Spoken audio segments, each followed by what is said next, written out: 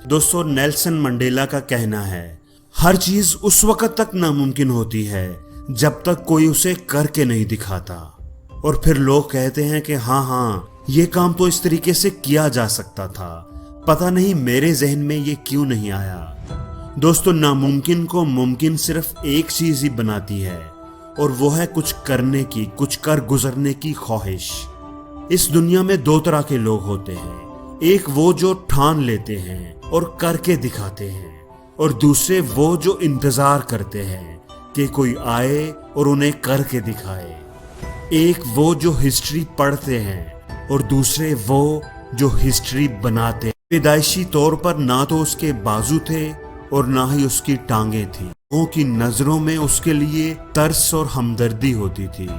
वो उसे एहसास दिलाते थे कि वो एक नाकाम शख्स है, जिसके ना बाजू हो और ना टांगें। वो भला जिंदगी में क्या कर सकता है, क्या ऐसा कर सकता है कि लोग उसे पसंद करें। मैं अपने जिस्म को नहीं बदल सकता, मैं जो हूं वही रहूंगा। ऐसा नहीं हो सकता कि मैं एक दिन सुबह उठूं और कहूं कि मुझे बाजू और टांगे चाहिए और वो मुझे मिल जाएं। मैंने अपने माँ बाप से पूछा कि ये मेरे साथ ही क्यों हुआ है, डॉक्टर से पूछा कि मैं ही ऐसा क्यों हूं, लेकिन किसी के पास कोई जवाब नहीं था। जिंदगी में हमेशा कुछ चीजें ऐसी होती हैं जो आपके इख्तियार में नहीं होती, जिनको आप नहीं बदल सकते। आपको उन्हीं के साथ रहना होता है।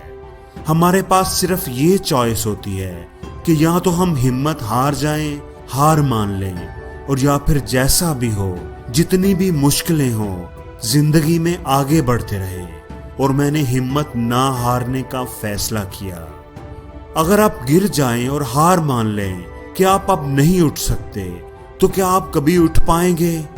लेकिन अगर आप 100 बार कोशिश करने पर भी ना उठ सकें, लेकिन आप कोशिश करते रहें, तो उम्मीद रहेगी कि शायद आप उठकर खड़े हो जाएं। दोस्तों, निक ने ना सिर्फ इन मुश्किल हालात का मुकाबला किया, इनको फेस किया, बल्कि वो अपने जैसे माजूर, नाउम्मीद और मायूसी में घिरे लोगों के लिए उम्मीद की किरण बने, एक मिसाल बने।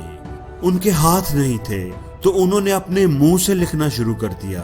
उनके बाजू नहीं थे, टांगे नहीं थी, लेकिन फिर भी उन्होंने तैरना सीखा, तैर कर दिखाया। वो फुटबॉल खेलते हैं, स्काई डाइविंग और सर्फिंग भी करते हैं। उन्होंने जिंदगी में वो कर दिखाया जो हम जैसे हाथ और पांव रखने वाले लोग नहीं कर सके। उन्होंने सिर्फ 17 साल की उम्र में लाइफ विदाउट लिम्ब्स के नाम से एक नॉन प्रॉफिट ऑर्गेनाइजेशन बनाई।